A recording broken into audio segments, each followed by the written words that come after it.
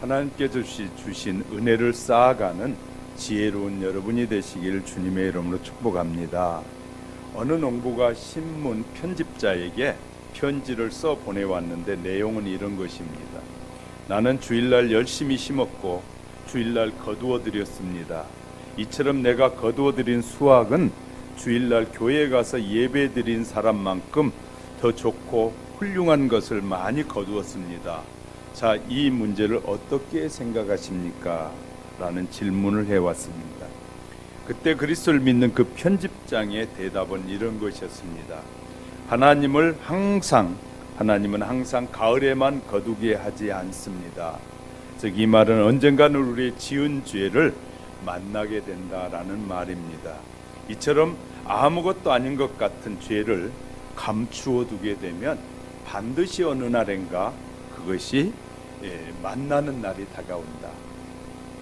요새 우리 나라 정부는 지금 과거에 지었던 과거의 잘못들을 전부 찾아서 청산하는 적폐청산을 하고 있지 않습니까?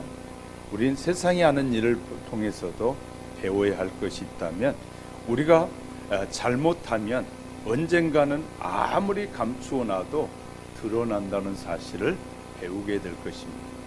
그래서 오늘 하루하루의 삶을 바르게 살고 정직하게 살아야 된다는 것입니다. 오늘 나의 행동이 어느 날인가 그것이 내 인생을 짓누르는 그런 일이 일어날 수도 있다는 것입니다. 그래서 우리는 정신 바짝 차리고 하나님의 자녀들이 어떻게 살아야 되는지를 살펴보는 것은 너무 중요합니다. 그래서 저는 저기다 써붙여놨어요. 뒤를 보라보고 위를 보면서 앞을 생각하는 그런 신자가 되어야 된다라는 것입니다.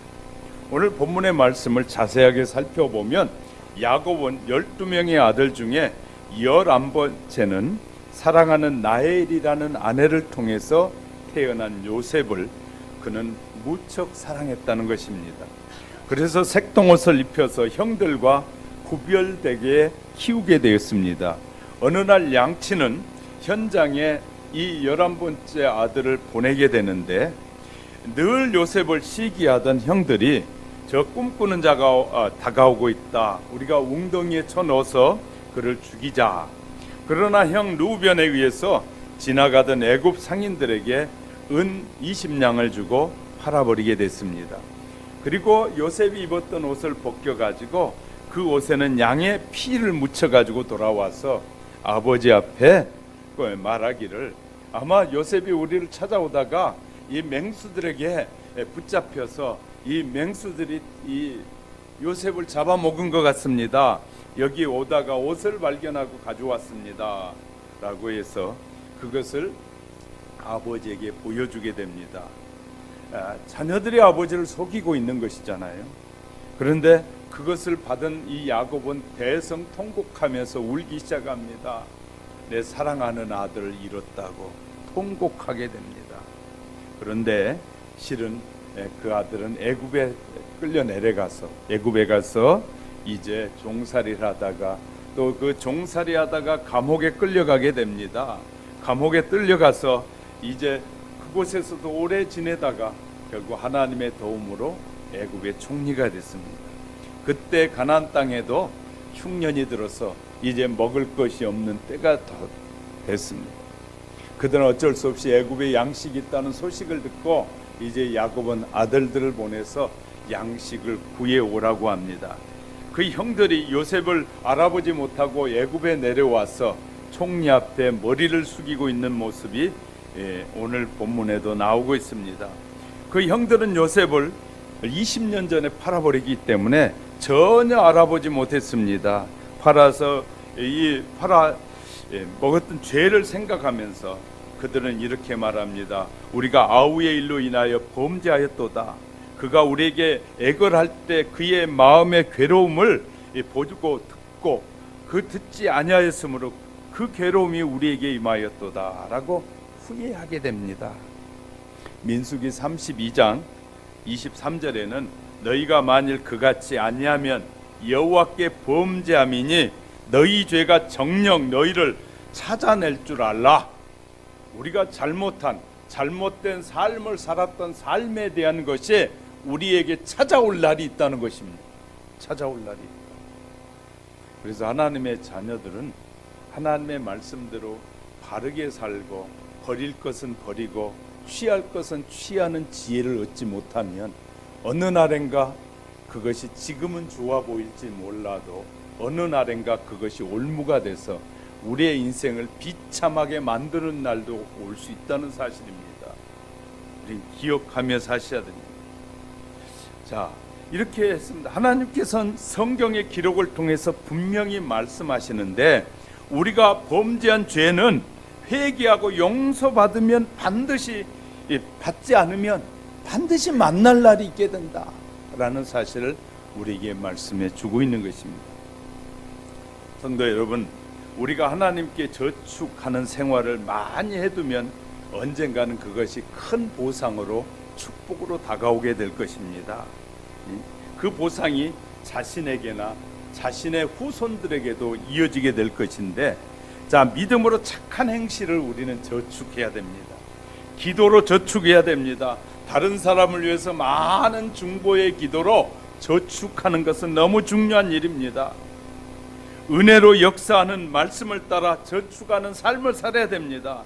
헌금이나 구제와 같은 물질로도 저축해야 되고 경건한 생활로 저축하는 생활을 우리는 살아야 될 것입니다. 그러나 반대로 저축해서는 안 되는 것도 있을 것입니다. 죄를 짓고 죄를 쌓아두게 되면 그것도 언젠가는 무서운 고통과 형벌로 되돌아오는 때가 온다고 우리에게 말씀해 주고 있기 때문입니다. 죄를 범하고 살면 언젠가는 그 죄를 다시 대면하고 만나는 때가 온다는 사실입니다. 지금은 모른 채 하고 있다가 어느 날인가 이제 제가 삶에서 못된 짓을 하고 있어요. 그러면 그냥 모르고 있다가 어느 날 제가 나가서 예수 믿으세요. 그러니까 당신도 형편없던데 어느 길에서 당신이 하였던 추한 모습을 내가 기억하고 있는데 하면서요, 다 드러나게 된다는 것입니다. 사람들이 보고 있고 증인이고, 두 번째는 하나님이 지켜보고 계신다. 저와 여러분의 삶은 하나님이 지켜보고 계시는 삶이에요. 그렇기 때문에 우리가 함부로 살아서는 절대 안 된다고 하나님은 우리에게 말씀하시는 거예요. 하나님의 자녀는 하나님의 자녀답게 살아야지, 뭐가 안 보인다고, 사람이 안 보인다고, 하나님이 안 보인다고 대충 아무렇게나 살아도 된다라고 생각하면서 너희가 원하는 죄의 삶을 살고 하나님이 그렇게 싫어하는 죄된 삶을 살면 하나님이 어느 날 반드시 그것을 드러내서 너희의 추한 모습을 드러내 보이리라 라고 말씀하십니다. 그래서요, 하나님의 말씀을 바르게 알면 제가 늘 말씀드리잖아요. 두렵고 떨림으로 하나님을 섬겨야 돼요. 지금 하나님이 안 보인다고 하나님을 우습게 여기고 쉽게 여기다가, 그리고 자기 하고 싶은 대로 자기 멋대로 살게 되면 어느 날 그것이 올무가 돼서 우리의 인생에 얼마나 비참한 것이 무엇인지를 깨닫게 하실 날이 온다는 것입니다. 그래서 평상시에 들려주는 하나님의 말씀에 우리는 귀를 기울이셔야 합니다. 하나님은 지금 우리에게 아무 일이 없을 때는 하나님이 우리에게 말씀하시는 거예요. 너희가 기회가 아직은 있다. 돌아오라. 너희가 헛된 짓에서 돌아서라. 오직 하나님의 영광을 위해서 살라. 네가 너의 영광을 위해 살면 반드시 후회해야 할 날이 온다 라고 말씀하시는 거예요. 저와 여러분의 하나님께서 그의 아들을 대가로 지불하신 구원의 은혜는 그 어느 것과도 비교할 수 없는 엄청난 은혜를 주신 것이에요. 저와 여러분은 그 은혜를 알고 은혜를 감사하며 살아야 된다는 것이에요. 우리 모두는요, 하나님의 은혜를 감사하면서 살고 하나님이 기뻐하시는 그 약속의 말씀을 따라 살면 반드시 우리에게 시련과 아픔들을 다 지나가게 하신다. 그러나 하나님의 말씀을 거역하고 사는 삶에 대한 대가는 비참하게 다가올 수 있다는 사실을 분명하게 말씀하고 있습니다. 첫 번째, 숨겨진 죄는 반드시 되돌아와서 이 대면하게 될 것입니다. 우리가 하나님을 믿는 성도라면 마땅히 하나님을 경외하는 마음을 가져야 합니다. 우리의 삶에 있어서 어떠한 순간에도 이러한 마음을 결코 잊어버려서는 안 될 것입니다. 하나님을 경외하는 마음은 우리 자신의 겸손을 나타내는 가장 이 적당한 방법이고 통로요 기회가 될 것입니다. 또한 가장 적절한 표현이기도 할 것입니다. 우리가 하나님을 경외함으로 인해서 최초로 느끼게 되는 감정은 절대자 하나님을 향한 두려움입니다. 그냥 저도 방황한 삶을 좀 살아봤는데 살아보고 나서 하나님의 말씀이 깨달아지고 저에게 보여준 것은 놀라운 것이었어요. 우리가 성산교회에 있을 때 아차산에 우리 청년들이 많이 올라가서 밤을 새며 철회할 때가 많이 있었거든요. 그리고 내려와서 천호대교를 건너서 다시 풍납동에 있을 때 성산교회를 들어갈 때 저는 하나님께서 뚜렷하게 보여주셨어요. 스크린에 내 인생의 삶이 그렇게 정확하게 기록되어 찍혀 있는 것 저는 몰랐어요. 정확하게 하나님께서 스크린을 열어 보여주시는데 내 인생이 거기에 기록되어 있어요. 그런데 하나님께 회개하면 그 회개하는 부분들이 지워지는 것이었어요. 저도 여러분 몰래 딴짓 해볼 수 있어요. 여러분 속이고 해볼 수 있어요.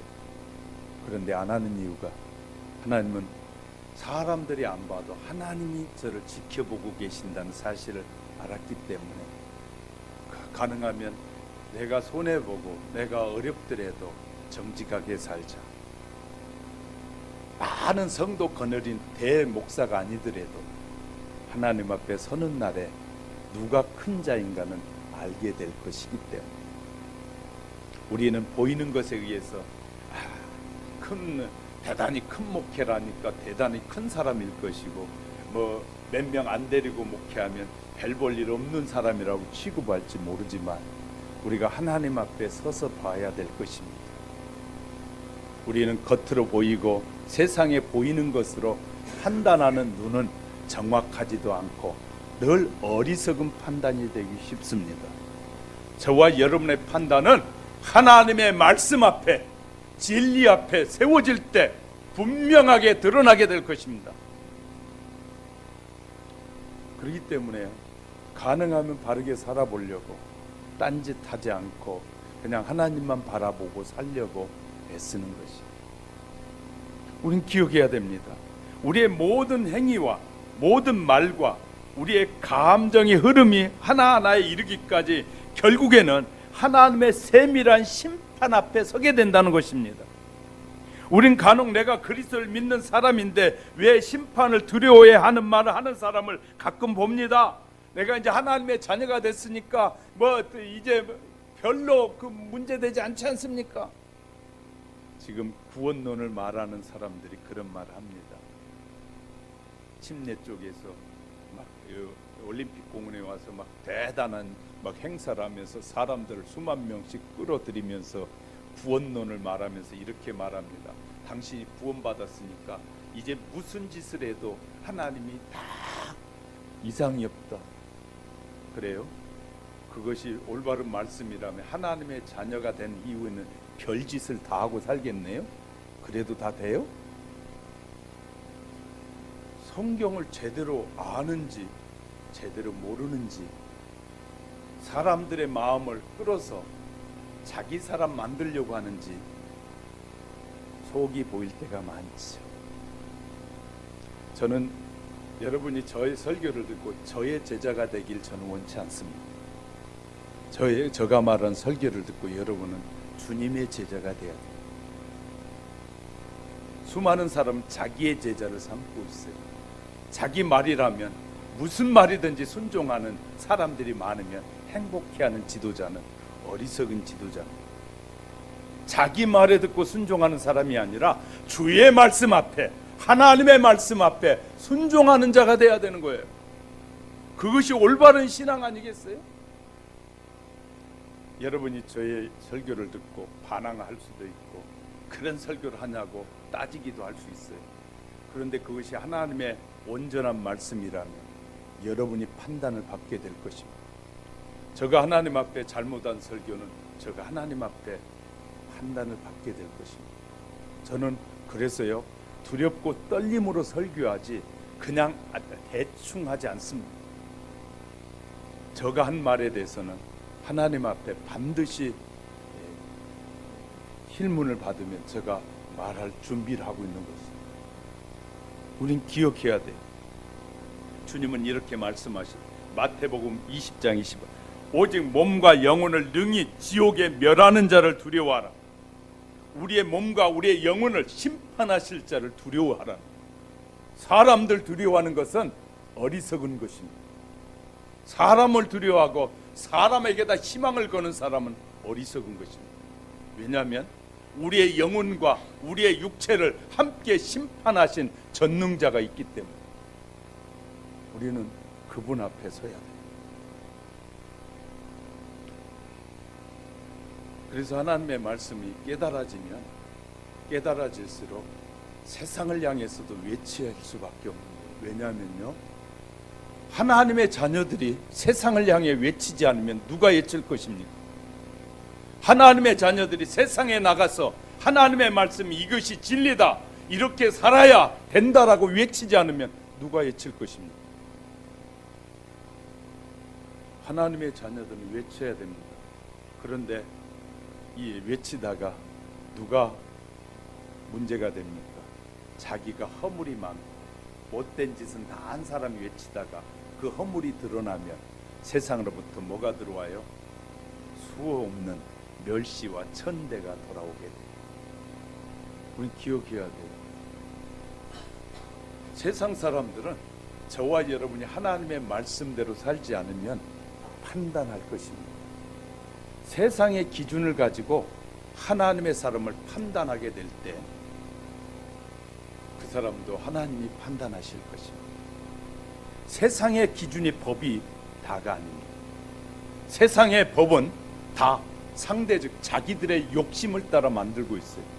하나님의 진리만은 하나님의 욕심을 따라 만드신 분이 아니라 모든 사람에게 공평하게 하신 하나님이고, 세상의 모든 사람들은 법은 자기들의 욕심을 따라 만듭니다.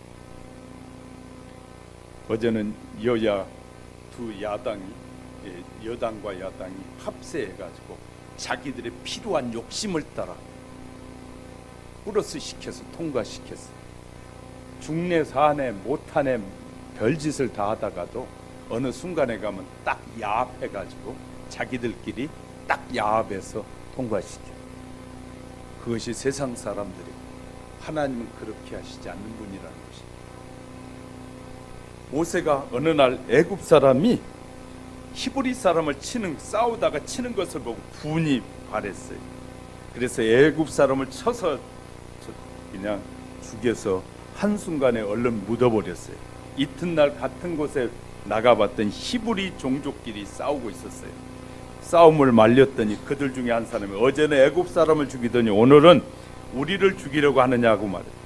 이는 그는 미디안으로 도망갑니다. 가서 40년간 고생하면서 연단을 받습니다. 후에 모세는 이스라엘 백성에 돌아오다가 가나안 땅에 들어가기 직전에 비스가산 꼭대기에서 하나님이 비스간 꼭대기에 데려가서 하나님이 보여주시면서 너는 약속의 땅에 들어가지 못한다. 왜 못 들어가느냐? 네가 이스라엘 백성을 이끌어가면서 하나님이 그동안 그렇게 오래 사용하셨던 40년 동안 쓰셨던 모세가 하나님의 말씀에 불순종하고 이 한 번 치라는 그 막대기를 반석에 2번 친 것 때문에 하나님이 너는 내가 약속한 이 가나안 땅에 들어가지 못하고 여기에서 너 인생은 마무리해라 말씀하십니다. 하나님은 단 한 번에 그의 자녀의 실수도 용서하시지 않는 분이었어요. 우리는 기억해야 됩니다. 구약의 위대한 인물이라면 다윗 왕입니다. 그는 어느 날 낮잠을 자고 기지개를 피면서 옥상에 거닐다가 젊은 여인의 목욕하는 걸 보고 정욕을 억제하지 못하고 데려다가 범죄합니다. 하필이면 또 범죄했는데 이 범죄 증거로 임신해서 이 아이가 태어나게 됩니다. 그 아이들을 보는 순간에 다윗 왕이 너무 좋아가지고 이 아이를 좋아하는데 며칠이 지나지 않아서 하나님이 이 아이를 데려가게 됩니다. 지금까지 금식하지 않던 사람이 다윗이 자기가 좋아하는 아이가 죽으니까 막 아파서 막 불어넣으니까 금식하면서 기도합니다. 하나님은 다윗이 금식하며 기도하는 기도도 안 들으셨어요. 잘하셔야 돼요.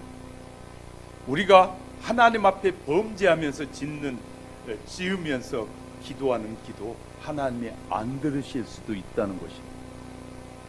하나님이 다윗이 금식하면서 그렇게 애통하면서 기도해도 하나님 듣지 않으셨어요. 그리고 다윗이 범죄가 그 자녀들에게서 악한 영향을 미칩니다. 자녀들끼리 서로 죽이고 자녀들끼리 서로 폭행하고 성추행하는 추한 모습을 모든 백성들에게 다 드러내 보입니다. 하나님은 다윗이 내 마음에 합한 자라고 했음에도 불구하고 죄에 대해서는 뭐 했다고요? 하나님은 단 하나도 뭐 하지 않는다고요? 용서치 않는 분이시. 삼손도 마찬가지입니다. 하나님의 큰 능력을 받은 위대한 사사였습니다. 하나님의 종이라고 하나님의 종이라고 우습게 여기고 하나님을 우습게 여기고 죄를 범하는 것 하나님은 결코 용납하시지 않는 분이라는. 그래서 하나님의 일꾼으로 부름을 받아도 두렵고 떨릴 수밖에 없는 것이에요. 자, 엄청난 능력을 받은 삼손이었습니다. 그러나 자신의 정욕을 결국 제지하지 못하고 기생 드릴라와 죄를 범하게 되고 힘의 근원을 말하지 말라고 하는데도 그는 힘의 근원을 드릴라에게 말하게 됩니다. 그는 두 눈이 뽑히고 이 발에 이 쇠고랑을 차면서 맷돌질하다가 비참한 인생이 됩니다. 삼손도 이랬을 것 같아요. 죄는 반드시 다시 찾아와서 나와 대면하게 됩니다. 헤롯 왕이 야고보를 죽이고 베드로를 옥에 가둔 후에 사람들에게 연설하기 시작합니다. 그때 사람들이 헤롯의 연설을 듣고 와 신과 같다라고 박수를 칩니다. 그리고 외칠 때 이 헤롯이 그 영광을 하나님께 돌리지 않으니까 하나님께서 치심으로 충이 먹어서 창자가 터져서 죽게 됐다라고 사도행전 12장 22절에 말하고 있어요. 헤롯 왕은 그의 죄와 대면하게 됩니다.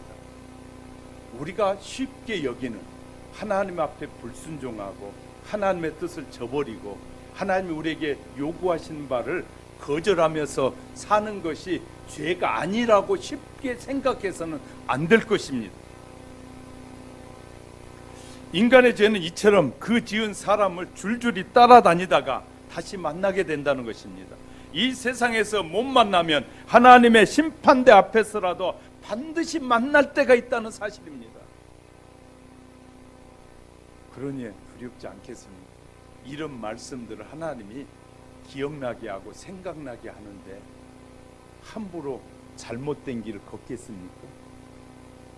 그래서요, 정말 두렵고 떨리고 유혹이 있을 때도 과감하게 거절할 수밖에 없는 것이에요. 왜냐하면 올바른 이성을 가졌고 올바른 지식을 갖게 되면 성령님께서 그렇게 깨닫게 하셔요.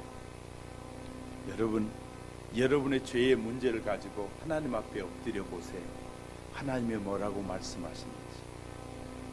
여러분 하루의 삶을 살고 돌아보면서 밤에 주무시기 전에 하나님의 오늘의 삶에서 내가 하나님의 말씀에 불순종한 일은 없는지, 불순종한 행동을 하지 않았는지 혹시 돌아보십니까?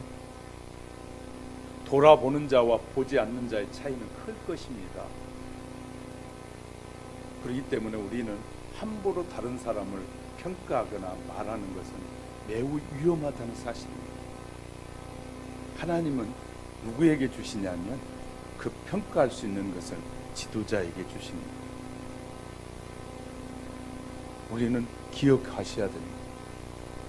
여러분이 저가 하는 말에 동의하든 동의하지 않든 저는 저가 해야 될 말을 하고 내 사명을 마치게 될 것입니다.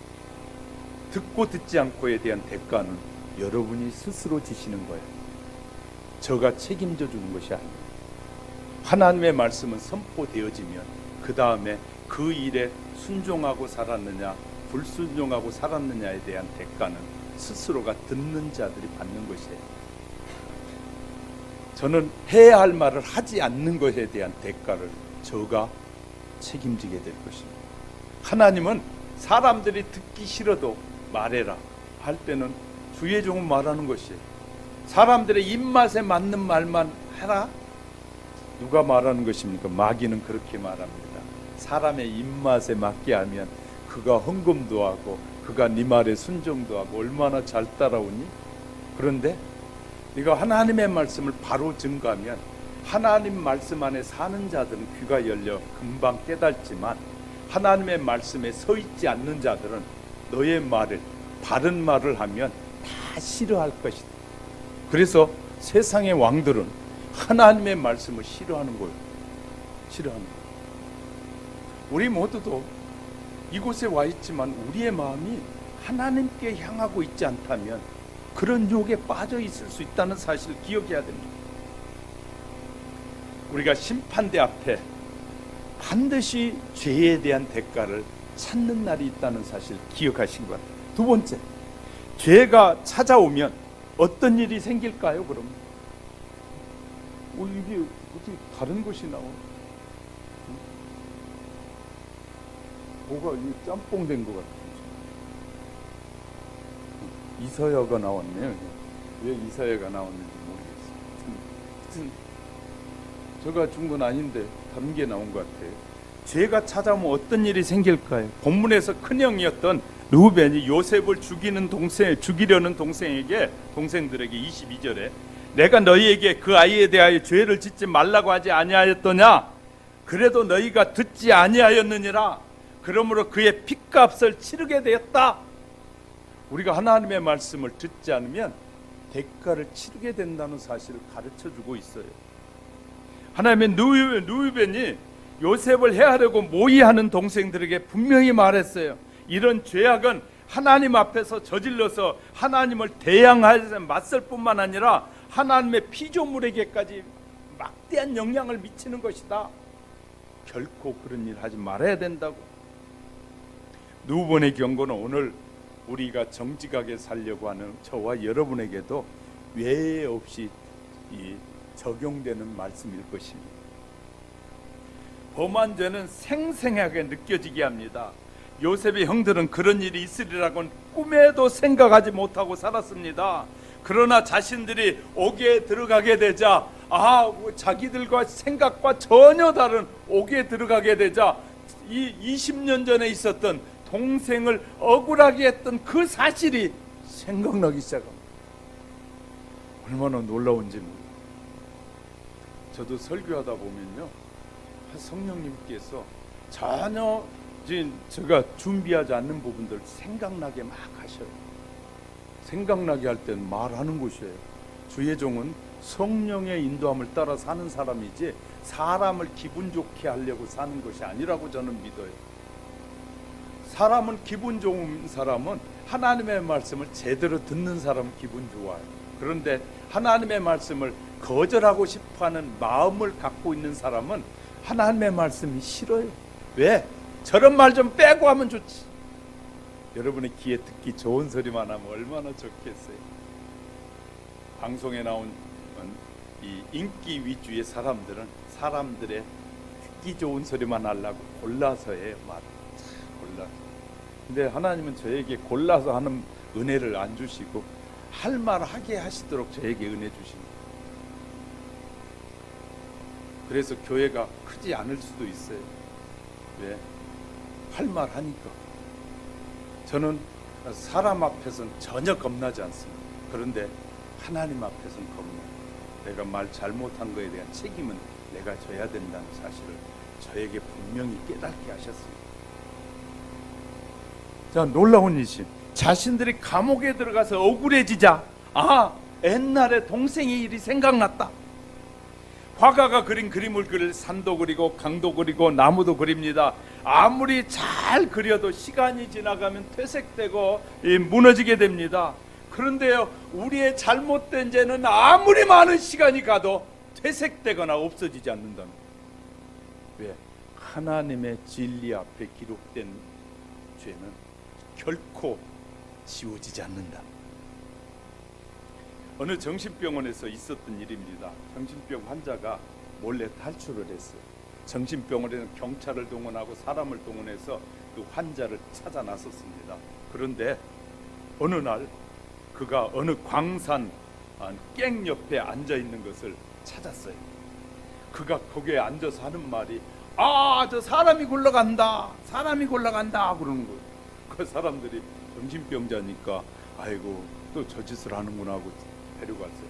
그런데 그 사람이 앉아 있는 그 밑에 이 광산 안에서는 이 뼈만 남은 시신이 발견됐어요. 알고 봤더니 이 사람이 사람을 죽여서 그곳에 던져버렸던 거예요. 그러니까 그것 때문에 결국 이 사람은 정신병을 갖게 된 것이죠. 나중에 밝혀진 일이에요. 자, 왜 자기의 죄의 문제가 너무 커지니까, 무거워지니까 스스로 감당하지 못하고 스스로가 저기에 사람이 굴러간다 다 웃었어요. 근데 나중에 한 사람이 내려가 봤더니 거기에 시신, 뼈만 남은 시신. 결국은요, 자기 죄가 자기에게 돌아오게 됩니다.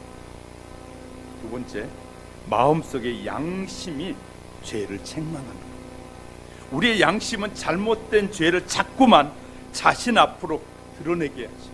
양심, 하나님께서는 사람들에게 양심이란 기본적인 마음을 주신 거예요.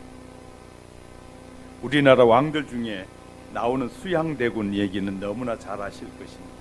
수양대군은 자기 조카 단종을 죽이고 왕위에 오른 다음에 마음과 양심이 괴로워서 결국은 고민하다가 죽었어요. 고민하다가. 셰익스피어 작품 중에 맥버드라는 사람이 하수인을 시켜서 사람을 죽인 다음에 고민하다가 백합처럼 흰 손을 쳐다보면서 부르짖기를 아직도 이 피 냄새가 내 손에서 나는구나. 아라비아의 모든 향수를 가지고 다 칠해봐도 그래도 피 냄새가 나는구나. 이렇게 하다가요, 자기의 양심이 더러워지는 것을 깨닫게 됩니다. 양심이 더러워지면 올바른 일을 하지 않게 되는 것입니다. 양심이 더러워지면 더러워진 인생을 살게 되는 것입니다. 또 이런 것도 있어요. 한때 교회를 잘 나와서 교회에 충성하고 일하던 사람들이 교회를 떠나면서 죄와 세속에 빠진 사람들이 많아요. 그들에게 왜 교회에 안 나오십니까? 묻습니다. 대부분의 사람들이 목사에게 또 성도에게 상처받았다는 사람들이 얼마나 많이 있는지 몰라요. 목사나 우리 교인들이 사소한 잘못이나 그런 일들 통해서 다른 사람에게 죄를 범하게 할 수도 있을 것입니다. 그러나 이렇게 실족한 것에 대한 대가는 반드시 누구든지 받게 된다는 것입니다. 실족한 것. 수많은 사람들이 그래요. 교회 목사님 때문에, 교회 성도들 때문에, 자기 때문이라고 말하는 사람은 거의 없다고 해요. 99%가 자기 때문에 내가 문제라 그런 거야 라고 말하지 않고 다 남의 때문에, 다른 사람 때문에. 이것이요, 이 마귀가 가장 좋아하는 변명 중에 하나가 다른 사람 때문에. 자기는 잘났고, 자기는 범죄하지 않고, 자기는 바르게 살고, 자기는 그러는데 다른 사람 때문에. 여러분, 이런 여러분의 생각이 된다면 여러분은 유혹을 받고 있는 것입니다. 우리는 이런 성도들 통해서 책망을 받을 수 있습니다. 그러므로 자신의 과거를 돌아봐야 합니다. 그러면 어떤 죄가 생각날 것입니다. 환난과 고통이 왔을 때 이 고통이 왜 찾아왔는지 자신은 너무나 잘 압니다. 하나님은 때로는 제가 기도하며 하나님이 보여주실 때가 있어요. 왜 이런 일이 생겼나요? 하나님은 그 이유를 설명해 주실 때 여러분들에게 말하기가 창피하니까, 또 여러분들이 왜 그것 때문에 고통을 당하는지를 말하면 부끄러워할까봐 때로는 하나님이 알게 하셔도 넘어가고 기도하고 끝날 때가 많아요. 고집이 세고 자기 의지가 강한 사람들은 하나님이 보여주실 때가 있어요. 저하고 잘 같이 공부하던 이 친구는요, 상대방의 이름 석자를 딱 떼고 30초만 기도하면 그 사람 죄를 보는 목사님이 계셔요. 30초만 기도하면 그가 다른 여자하고 잔 것, 다른 남자하고 잔 것도 다 보여주신다. 그런데 그걸 다 말할 수가 없다는 거예요. 왜? 저 사람이 부끄러워할까 봐. 때로 그런 얘기를 하면 와, 우리 목사님 대단하다고 그런다는 거예요. 그런데 1년 안에 떠나는 거예요. 왜? 자기를 너무나 잘 알고 부끄러워서 떠나는 거예요. 때로는 하나님이 보여주셔도 그건 기도하라고 하는 것이구나 하고 기도해야 될 때가 있어요. 여러분의 눈에 보이지 않는 것을 하나님은 지도자의 눈에 보여주실 때가 많아요.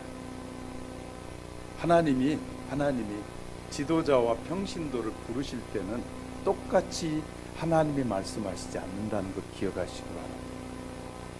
하나님 이렇게 착각하신 분들이 나 목사님이나 나 똑같은데 나에게 똑같지만 그러면 어떻게 지도해 가겠습니까? 저가 사장인데 상무하고 이야기할 얘기가 있고 과장하고 얘기할 얘기가 있지, 내가 사장인데 상무하고 과장이나 다 똑같이 얘기하냐? 그렇지 않습니다. 하나님은 내가 가장 일할 일꾼에게 해야 될 말이 있고 또 일을 섬기는 자들에게 주시는 은혜가 다르다는 것. 그러나 하나님 앞에서는 똑같지만 일의 사역에서는 다르다는 걸 기억하셔야 돼요. 하나님이 그런 은혜를 주실 때 지도자는 입을 다물고 그냥 비슷하게 넘어가면서 설명을 하고 비슷하면서 그런 것들이 있었습니다 할 때 여러분의 생각 속에 딱딱 여러분에게 잡혀지면 성령이 하시는 일이에요. 성령이 하시는 일이에요. 성령님이 말하게 하시고 여러분의 생각 속에 그것이 딱 잡히게 할 것입니다. 그러면 여러분은 그걸 깨닫고 회개하고 돌아서면 돼요. 이게 너무너무 쉬운 일인데 하나님은 그렇게 하시겠죠. 자, 예수님이 십자가 앞 옆에서 달린 두 강도가 있었어요. 우리는 우리가 행한 일이 상당한 보응을 받는 것이 마땅하다, 정직하게 말한 것을 들을 수 있잖아요. 성경은 모든 죄를 다 벌을 받는다고 분명히 우리에게 설명하고 있어요. 분명하게. 그래서 저와 여러분이 반드시 죄에 대한 대가는 반드시 우리에게 다가온다고 가르쳐주고 있단 말이에요. 가르쳐주고 있어요. 우리는 우리의 지은 죄가 없다고 큰 소리 치는 사람을 때론 봅니다. 내가 얼마나 깨끗하게 살았는지요. 정말 그럴까요? 주의 말씀 앞에 서보시겠습니까? 생각까지도 죄라고 말하는 주님의 말씀 앞에 서면요, 입이 열려지지가 않습니다. 우리 자신의 판단한 수많은 죄를 책망할 수 있어야 됩니다. 2018년 한 해를 보면서 자신의 죄를 인정하고 고치는 노력을 여러분 열심히 하는 우리 하영교회 성도 여러분이 되시기를 주의 이름으로 축복합니다. 자, 감추어진 죄를 치료하는 방법이 있느냐? 있습니다. 인간의 마음속에 감춰두거나 숨겨준 것이 가지가지의 죄는 질병처럼 어느 날 우리에게 나타나고 다가오게 될 텐데, 그러면 그의 형벌을 피하고 죄를 치료받을 수 있는 일은 없을까? 있습니다. 하나님은 우리에게 기회를 주신 하나님이시에요.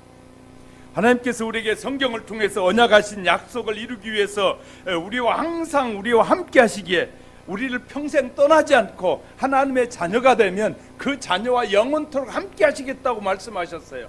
함께 하는데 그냥 함께 하는 것이 아니라 우리의 삶을 다 기록하고 계시는 하나님, 놀라우신 성령님. 그래서요, 정말 조심할 때 해야 될 때가 너무나 많다는 걸 배우게 돼요. 왜냐하면 우리와 항상 함께 하신다는 말에는 항상 우리의 삶을 보고 계신다는 것입니다. 사람들은 어두워지면 안 보이잖아요. 어두워지면 캄캄해지면 우리의 눈의 시야는 어두워져서 보지 못합니다. 한 시 앞도 못 봅니다. 안개가 많이 끼면 안 보입니다. 그런데 하나님은 눈동자와 같이 살피신답니다. 24시간의 우리의 삶을. 그러니까 성경을 읽다가요, 이런 부분을 하나님께서 깨우쳐 주시면 두렵고 떨림으로 무릎을 꿇을 수밖에 없는 것이에요. 요셉의 형들의 요셉 앞에 엎드려서 자기의 죄를 솔직하게 고백합니다.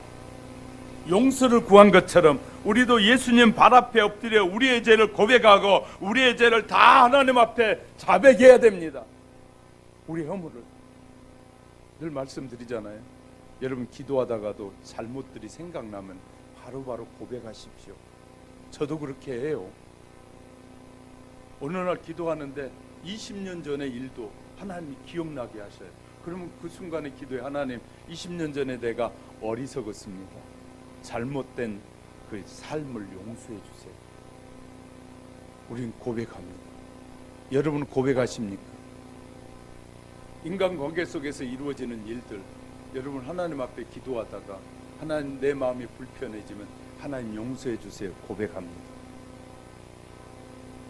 내가 말을 실수해가지고 다른 사람에게 상처를 줬으면 하나님 용서해 주세요. 나의 말의 실수가 다른 사람에게 상처가 되지 않도록 역사해달라고 기도하는 사람과 그냥 무의미하게 살아가는 사람과는 다르지 않겠습니까? 기도하면 하나님은 구체적으로 우리에게 역사하십니다. 구체적으로 말씀하신 하나님. 의사는 환자를 진찰해보고는 이 병은 내가 못 고칠 병입니다, 치료할 수 없습니다고 사형 선고를 내는 경우가 종종 있어요. 그러나 예수님은 결코 그렇지 않습니다. 우리의 모든 죄를 다 고쳐주실 수 있다고 말씀하십니다. 너희의 죄가 주홍 같을지라도 눈과 같이 희게 해줄 수 있다고 우리에게 약속하고 계십니다. 예수 그리스도의 피가 우리의 모든 죄에서 깨끗이 씻어주신다고 말씀하고 있습니다. 오늘 내게 오는 자는 결코 내가 내어 쫓지 않으라고 말씀하고 계십니다. 우리의 죄가 진홍같이 붉을지라도 눈과 같이 희게 씻어주시겠다고 약속하고 계신 주의 약속을 믿으셔야 됩니다. 우리의 죄를 씻는 유일한 방법은 예수 그리스도의 보혈의 샘에 나와서 회개하는 것입니다. 예수님의 피로 씻지 못할 죄가 없고 용서받지 못할 죄가 없기 때문입니다. 우리들의 생활에서 그리스도와 성경과 교회 안에서 짓는 죄가 얼마나 많이 있는지 모릅니다. 내가 하지 말아야 될 일을 하고 해야 될 일을 하지 않는 죄들이 얼마나 많이 있는지 모릅니다.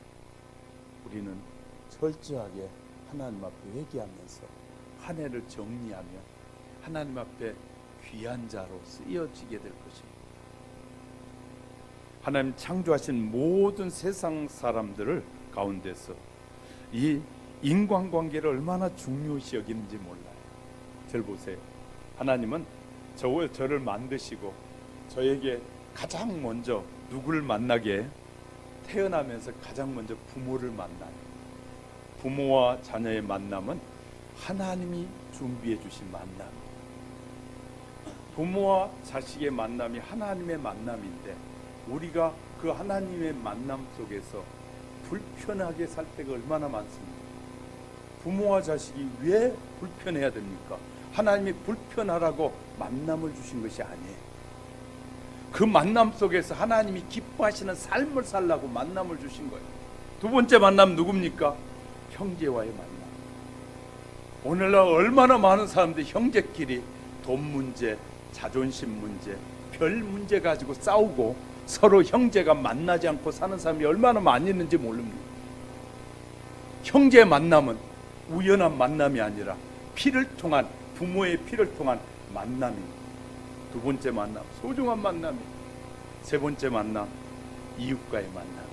이웃과의, 수많은 이웃과의 만남.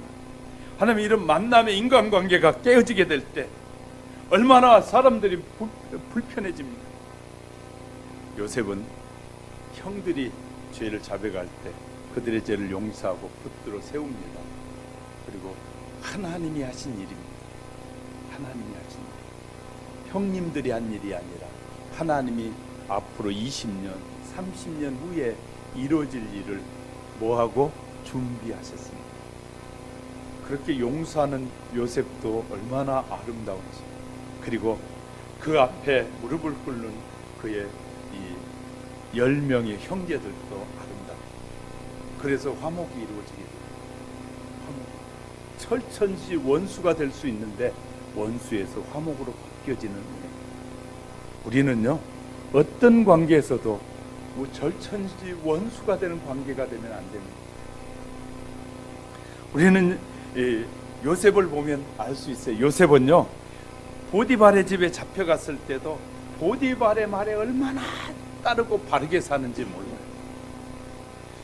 요셉은요, 술 맡은 관원장에게 요청하지만 술 맡은 관원장이 잊어버렸을 때도 이 자기가 총리가 되니까 이 당신이 내가 부탁한 거 잊어버렸어? 하고 그를 멸시치 않아요. 어떻게 해요? 술 맡은 관원장에게 그렇게 요청했던 것들도 그가 무시당했어도 그는 그걸 용서하게 돼요. 또요, 바로와 그의 신하들과 애굽의 모든 사람들에게 친밀감을 주고 호의감을 주도록 행동을 해요. 다윗의 요셉의 삶을 보세요. 모든 사람들과 관계를 화목하게 하기 위해서 자기가 낮아지는 것이, 낮아지는 것. 다른 사람과 좋은 관계를 맺으려면 내가 낮아져요. 제가 운동하잖아요. 운동하러 가면 딱 두 사람만 나보다 나이가 위고 나머지는 나보다 아래, 다 아래. 12명인데 12명 중에 10명은 두 사람만 나보고 위고 아래예요. 내가요, 그냥 웃어주고 그냥 그래, 말을 실수해도 그래 괜찮아 하고 그냥 하니까 운동이 계속되지요. 내가 꼬투리 잡기 시작하면 하루도 못 가요. 뭐 해야 된다고요? 서로 이해하고 서로 용서해주고 그래야만이 화목한 관계가 이루어집니다. 할렐루야. 우리 하영교회 성도 여러분, 우리 주님이 부르신 날까지 화목하게 삽시다. 서로 허물이 있고 부족해도 기도해주고 하나님 기도로 하나님께서 역사해달라고 도와주면서 어느 날 다 주님 앞에 설 거 아닙니까? 며칠 가지 않아서 우리가 주님 앞에 서게 될 겁니다. 서로 용서해주고 서로 이해해주고 서로 포근함을 주고 따뜻함을 주면서 우리가 서로 잘 섬겨줄 때 바로 우리를 통해서 이루고자 하신 하나님의 뜻이 이루어지고, 교회에서 이런 훈련을 통해서 밖에 나가서 세상 사람, 또 세상 사람에겐 잘하는데 교회에 와서 신자들에게는 또 그런 사람들이 있어요. 가족에게는 못하면서 다른 사람에게는 또 얼마나 잘하는지 몰라요. 그걸 바꾸셔야 돼요. 다른 사람한테 잘하면 그것이 가장 가까운 사람들에게도 먼저 잘해야 돼요. 할렐루야. 이것이 중요해요. 다른 사람에게 가서는 막 입을 이리 벌리고 잘하면서 진짜 그래야 될 사람들에게 못하는, 용서도 못하고 이해도 못하고 뭐 그냥 다 꼬치꼬치 따져가지고 그냥 하는 것은, 이건 결코 하나님이 기뻐하시지 않는 삶이에요. 우리는 하나님이 기뻐하는 삶을 살고자 하나님이 우리를 부르셨잖아요. 하나님이 원하시는 삶을 살라고 우리를 부르시고 우리에게 일터도 주고 우리에게 필요한 양식도 주고 우리에게 필요한 물질도 주고 우리의 삶에 필요한 건강도 주고 우리에게 필요한 믿음도 주신 것이에요. 우리는 하나님을 기쁘시게 하고 하나님 기쁘시게 하는 공동체 안에 있는 서로를 기쁘게 하고 서로 소중하게 여기면서 하나하나 우리의 삶을 삶의 현장에 믿지 않는 자들에게 실천하면서 정직함을 보여주고 올바름을 보여주면서 살아가는 저와 여러분이 되시기를 주의 이름으로 축복합니다. 축복합니다. 그리고 남은 2주, 이제 3주 남았네요. 이제 주일 지나면서부터 3주 딱 남았는데 3주 동안에 1년을 돌아보시면서 기도하는 시간이 맞아지기 바랍니다. 2018년을 기도로 잘 마무리하시고 새로운 해 비전과 꿈을 달라고 기도하는 저와 여러분 속에 하나님의 성령님이 임하셔서 우리에게 새로운 미래를 열어가는 지혜와 미래를 우리의 것으로 만들어가는 지혜가 함께 저와 여러분 속에 이루어지기를 주님의 이름으로 축복합니다. 축복합니다. 기도하겠습니다.